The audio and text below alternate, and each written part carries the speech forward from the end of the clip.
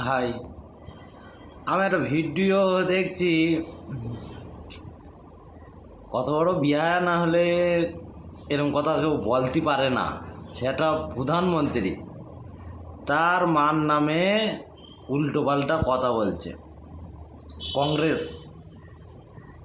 দেখ খানকির ছেলে রাহুল গান্ধী আর কংগ্রেসের যত খানকি বেড়ে ছেলে আছে ইন্ডিয়ায়, তোদের মাদের সুদি আমি।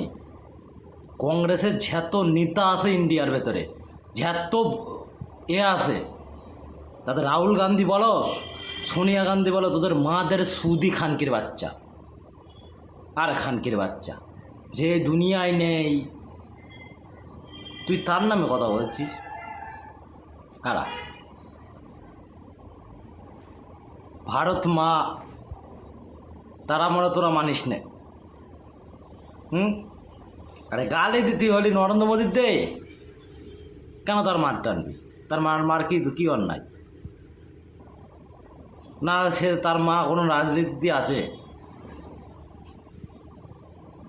তুই তার মা নিয়ে উল্টোপাল্টা কথা বলছিস।